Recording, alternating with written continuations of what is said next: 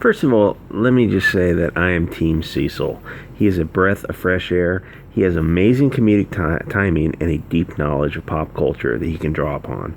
The dude is hysterical and seems like an actual nice guy.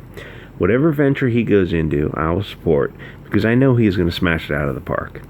When I heard that Nerkish and Cecil were teaming up to write Cash Grab, I knew it was going to be good. Nerkish is also very funny. He and Cecil would be an unbeatable writing team. So Nerkish, Cecil, and Tim's, I have the transcripts, Lim, decided to team up to put out Cash Grab. All was going well, but for whatever reason, Tim and Nerkish decided to back out of the project, and everyone lost their minds. I was looking forward to Cash Grab, and hearing that Nerkish and Tim were backing out of the project was disappointing. But people are acting like it was the end of the world. It was a business deal that fell through. That's not a big deal. The friendship breaking up is sad to see, but it's not like Nerkish went on Twitter and talked smack about Cecil. They didn't get Cecil pregnant and head to Mexico. They just walked away from a business deal. Why did they do it? I think the only people that know the answer to that are Nerkish and Tim. I've heard rumors, but rumors aren't worth much. My point is, the whole Cecil is that while Cecil and some of us got our feelings hurt, Cecil didn't actually suffer much economic harm.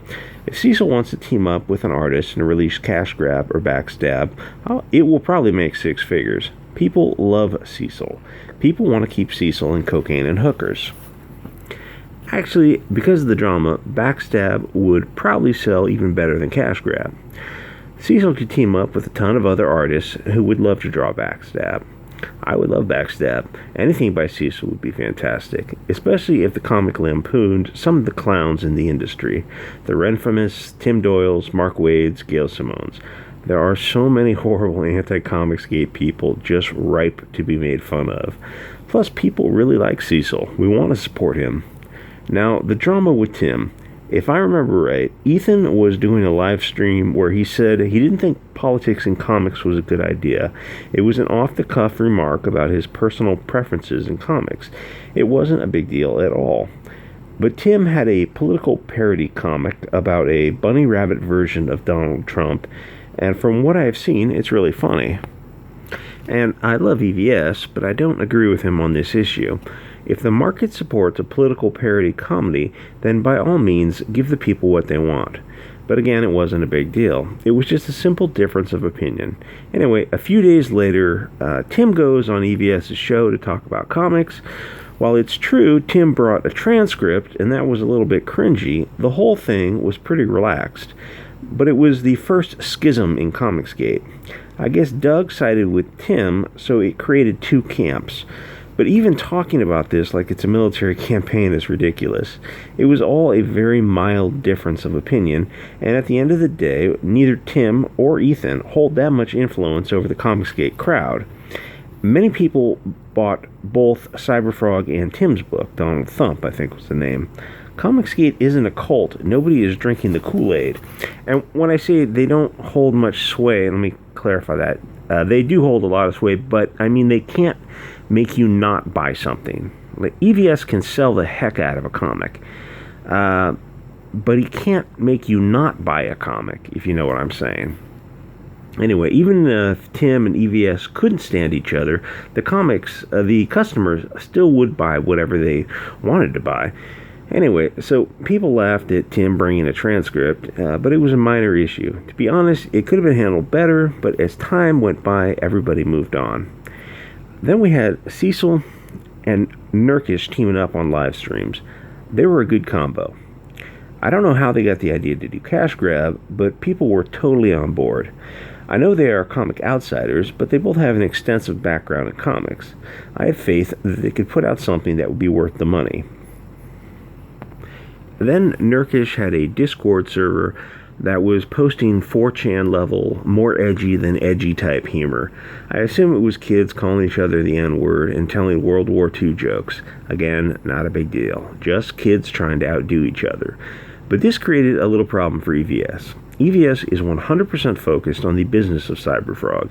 He wants zero controversy. And if Nerkish is in Comicsgate and coming on EVS's show, then his edgy boy Discord is going to hurt EVS's bottom line. Part of the problem is the attachment of the term Comicsgate. If Vox Day, John Delarose, Tim Lim, Douglas Ernst say they are Comicsgate, then who is to say they aren't? I know Vox and EVS have argued over the intellectual property rights of Comicsgate. Until you get a court ruling, the title is up in the air. And no matter how much Vox and EVS argue about the title, neither one is going to spend $500,000 to litigate the issue. Actually owning the Comicsgate term isn't worth very much. If your boy Zach said tomorrow, hey, why don't we just call ourselves Comics Love? Most people would get on board because the name is irrelevant. What is important is that there is an alternative to the far-left, racist, sexist, mainstream comics. We can simply support Cyberfrog, Jawbreakers, The Littlest Umbrella, and the rest. All of these growing pains are normal and to be expected in a new industry. And yes, it's probably accurate to call Comicsgate a new industry. It's small, but it's growing, and it has room to grow. Mainstream comics have Mark Waid. We have One Coffee Boy. Mainstream comics is in decline, while Comicsgate is growing. It's a shame Nerkish and Cecil had to get a divorce, but it doesn't stop me from enjoying both their content. Ultimately, I don't know why they broke up. For all I know, Cecil left Nerkish with a bun in the oven, no pun intended, and fled across the border. And if that is the case, Nerkish should consider themselves blessed. I can only imagine what a Cecil-Nerkish offspring would look like. An angel, I imagine. Another issue. Why I personally cut Nerkish a lot of slack. He has some pretty serious health issues, and I think Doug Tennapel is trying to prepare Nerkish's soul for the afterlife. I have my doubts as to the existence of Nerkish's soul, but I will leave that in Doug Tennapel's dirty yet capable hands. My point is that Doug Ernst is an OG. Doug has been in the trenches doing battle with the Mark Waid types for years. He has been around comics for decades. He knows the ins and outs of comics, and he is as sick of SJWs as anyone. So, let's take a look at his comic. He fired it up a couple days ago. He's up to $10,000, 200 backers, a month left. So he's funded, and realistically, to get it out and to be in the black, you might need, I don't know, $30,000, $15, probably another 15 shipping. It's a pretty good deal. That art looks fantastic. Let's see what he's got here. I don't know what the hell that is. Okay, looks solid. Looks real good.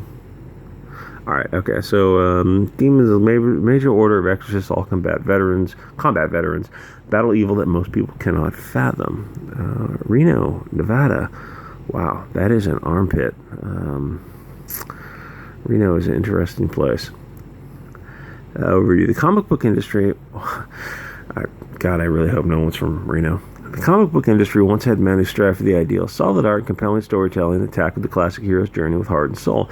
Mainstream comics in 2019, sadly, offer sad shadows of what used to be. Unprofessional creators care less about telling tales of good versus evil than they do about deconstructing cultural icons. Amen, brother. Soulfinder Demons Match is a rejection of the embarrassing status quo and a call for the return of serious storytellers. Why do bad things happen to good people? I don't know. Physics, I think. That is exactly what our priest, who was wounded in combat during his youth, is asked at the start of Soulfinder Demons Match. One question we must grapple with that becomes involved in this series of supernatural events. Alright. That looks real good. I mean, brutally violent, but the art is pretty good.